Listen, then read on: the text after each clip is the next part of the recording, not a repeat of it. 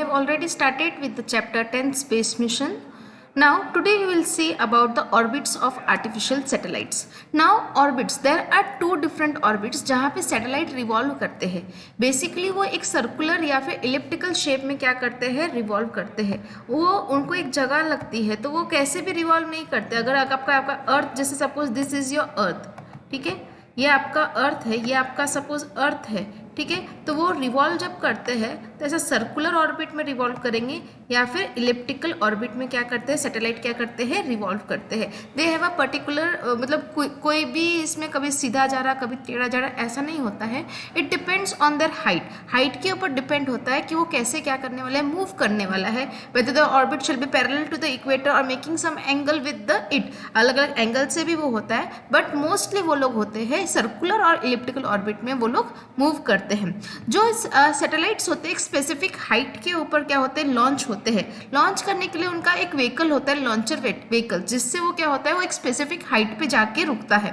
Otherwise क्या होगा, वो कभी कम हाइट पे जाएगा, कभी ज़्यादा हाइट पे. डिपेंडिंग ऑन हाइट, कौन सा सैटेलाइट कौन से कितने हाइट पे रखना है ये डिपेंड करता है. और ये जो वेलोसिटी देंगे, जो आपकी जो सैटेलाइट लॉन्चर होता है, एक वो वेलोसिटी देता है, यानी उसको एक स्पीड देता है. जैसे अपन बोलते हैं एक स्टोन सपोज मुझे क्या करना है, थ्रो करना है, तब मुझे थोड़ा पास में थ्रो करना है तो मैं धीरे से फेंकूंगी.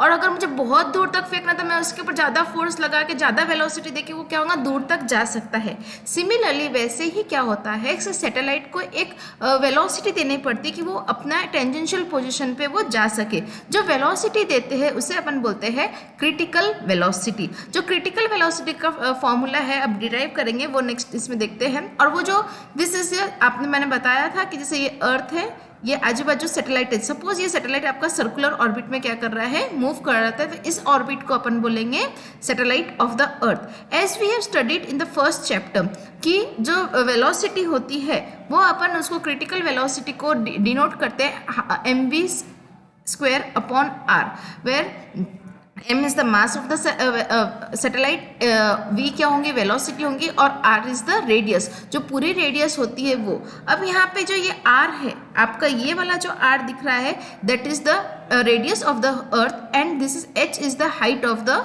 अर्थ, जहाँ से जितना ये आपका आपकी सैटेलाइट घूमती है वो. और ये पूरा क्या होगा, सैटेलाइट यहाँ पे क्या करेंगे, रिवॉल्व करेंगे according to tangential position. As क्योंकि यहाँ पे क्या फोर्स एक्ट होगा, यहाँ पे सेंट्रीपिटल फोर्स एक्ट होगा, जो अपने फर्स्ट चैप्टर में पढ़ा है ग्रेविटेशन के. सेंट्रीपिटल फोर्स क्या होता है, आप एक बार फिर से रिवाइज करेंगे तो आपको याद आ जाएगा. सेंट्रीपिटल फोर्स की ये इसको सर्कुलर ऑर्बिट में घूमने के लिए वो हेल्प करता है. As centripetal force is given by mv² upon r, where c. अब यहाँ पे अपन ने क्या लिया है, c लिया है, vc यानी क्रिटिकल वेलोसिटी. जो अपन ने बोला मैंने, क्रिटिकल वेलोसिटी होती है जो वेलोसिटी से ऊपर थ्रो करते हैं, इसलिए क्रिटिकल वेलोसिटी.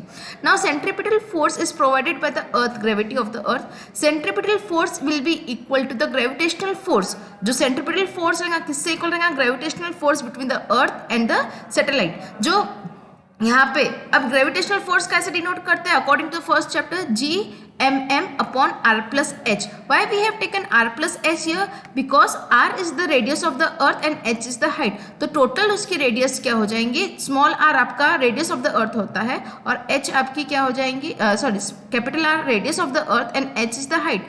तो ये जो डिस्टेंस रहेगा अर्थ से सैटेलाइट का वो h होता है. तो टोटल रेडियस कितना होता है, स्मॉल r, इसलिए यहाँ पे अपन ने लिखा है r plus h. ये हो गया. अब यहाँ पे आप देखोगे ये m, this m and this m will get cancel, ठीक है. ये स्क्वायर r plus h और ये वाला r plus h क्या हो जाता है, कैंसिल बचा है, तो आपको क्या मिलता है, vc², ठीक है. एज इट इज ये vc² is equal to gm upon r plus h. अब यहाँ पे स्क्वायर है तो यहाँ पे क्या आ जाएगा, under root gm upon r plus h. यह तो आपका क्रिटिकल वेलोसिटी जो होता है उसका फॉर्मूला हो जाएगा, critical velocity vc is equal to under root of gm upon r plus h. Now where g is the gravitational constant, m is the mass of the earth, r is the radius of the earth, h is the height of the satellite above the earth's surface, and r plus h is the radius of the earth orbit of satellite. ठीक है, ये आपका पूरा this is the critical velocity. Now it can be seen that the critical velocity does not depend on the mass. मास के ऊपर depend करती है क्या? नहीं, मास उसका कुछ भी रहे उसके ऊपर डिपेंड नहीं करते. It depends on the height of the earth surface. The critical velocity decreases. जैसे जैसे हाइट बढ़ती जाएंगी वो क्रिटिकल वेलोसिटी क्या होती है? कम होती जाती है. Depending on the height of the satellite of the earth above earth surface are classified into 3 types. 3 type में कंसिडर किया है. High earth orbit, medium earth orbit and low earth orbit.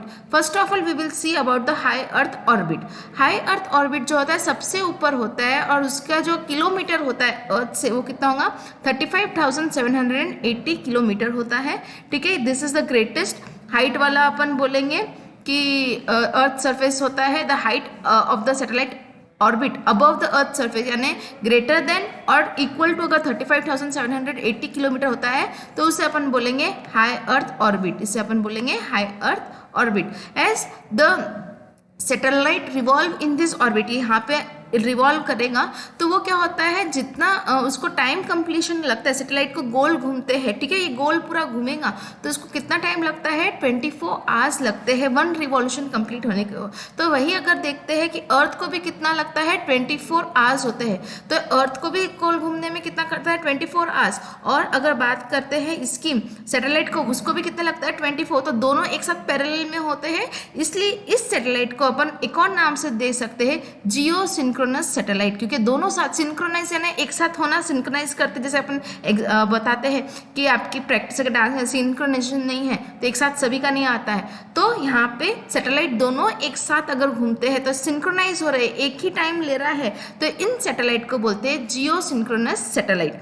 ठीक है, ये जो सैटेलाइट होता है स्पेसिफिक एप्लीकेशन होता है मेट्रोलॉजी में and caring for the signals for telephone, television, radio etcetera. क्योंकि मेट्रोलॉजी जो आपके अर्थ में जो आपका टेम्परेचर चल रहा है, वेदर चल रहा है, किस हिसाब से आपका वेदर रहेगा, आज गर्मी है, ठंडी है, बारिश आने वाली है, साइक्लोन वाला, ये सब क्या करता है? वेदर सैटेलाइट अपने को बताती है. तो ये मेट्रोलॉजी जो होता है वो वेदर से रिलेटेड होता है. तो इसमें यहाँ पे इसका बहुत बड़ा रोल है. Again, if the satellite is revolving in an orbit parallel to the equator, the time of the revolution of the earth around itself and that for the satellite to revolve around the earth being the same रहेगा. ठीक है, और यहाँ पे अगर आपको देखते हैं कि एक और एग्जांपल सिंक्रोनाइज का, कि जैसे अगर आप ट्रेन में बैठे हो या दो फ्रेंड्स एक साथ अगर साइकिल चलाते हैं, दोनों की स्पीड सेम रहेगी तो दोनों कैसे होते हैं? पैरेलल होते हैं. तो दोनों के लिए दोनों चीज़ कैसे रहती है? स्टेशनरी होती है, क्योंकि वो दोनों एक साथ क्या होते हैं? ट्रेवल करते हैं. सिंक्रोनाइज का मैंने एग्जाम्पल इससे भी दिया आपको. Now second is your medium earth orbit. जो मीडियम अर्थ ऑर्बिट होता है, जैसे कि ये आपका हाई अर्थ ऑर्बिट, तो उससे नीचे वाला जो रहेगा ये आपका क्या होगा? मीडियम अर्थ ऑर्बिट रहेगा. अब इसका जो किलोमीटर होता है वो कितना होगा? 2000 किलोमीटर से लेके 35,780 किलोमीटर के बीच का जितना भी एरिया रहेगा उसे अपन बोलेंगे medium earth orbit. Geostationary satellite, यहाँ पे satellite orbit above the equator रहता है. This are therefore not useful in the study. इसको काम नहीं आते हैं पोलर रीजन के लिए. For this purpose elliptical medium जो होते हैं उसमें यूज़ करते हैं. इलिप्टिकल मीडियम में अगर मैं अपन देखते हैं, यहाँ पे देखो जो आपके मीडियम वाले रहते हैं वो क्या होता है? ये इलिप्टिकल शेप है और ये आपके कौन सा है? सर्कुलर शेप है.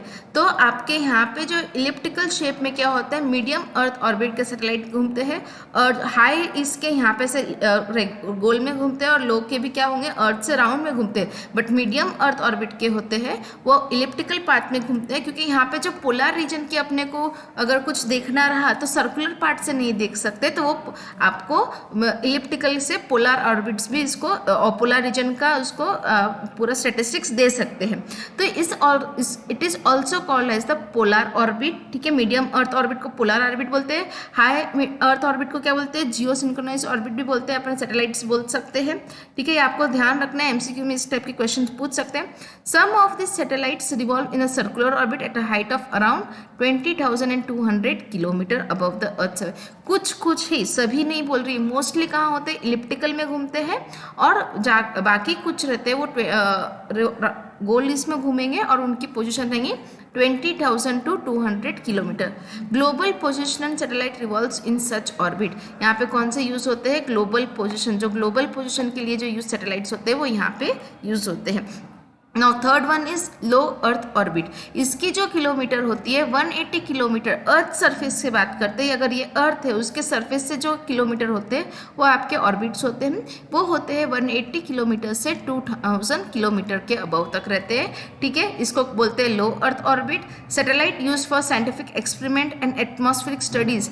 ये यहाँ पे लो ऑर्बिट में साइंटिफिक स्टडी करने के लिए, एटमॉस्फेरिक स्टडी करने के लिए लो ऑर्बिट का यूज़ करते हैं। Depending on the height of their orbit they complete one revolution in around 90 minutes. उसकी हाइट के ऊपर डिपेंड करता है, अगर हाइट कम रहेंगे तो उसको 90 मिनट्स भी हो सकते हैं, और जैसे जैसे हाइट बढ़ती है तो उसको टाइम भी लग सकता है। डिपेंडिंग करता है कि उसका कितनी स्पीड है। आपको बताया जैसे कि हायर अर्थ ऑर्बिट को तो 1 दिन लगता है, मीडियम को डिपेंडिंग उसकी स्पीड कैसी है, कितनी हाइट पे रखा है उसके ऊपर डिपेंड करता है, और जो लो अर्थ ऑर्बिट है वो तो 90 मिनट्स में ही क्या कर सकता है, एक रिवॉल्यूशन कर सकता है। तो this is the orbit of the satellite. 3 mark के लिए क्वेश्चंस आ सकता है, डिफाइन हाई अर्थ ऑर्बिट, लो ऑर्बिट, मीडियम अर्थ ऑर्बिट। तो आपको ये आना चाहिए। एमसीक्यू में इस टाइप के क्वेश्चंस पूछ सकते हैं कि उनकी रेंज क्या है। 3 मार्क के लिए आते तो आपको डायग्राम ड्रॉ करनी है।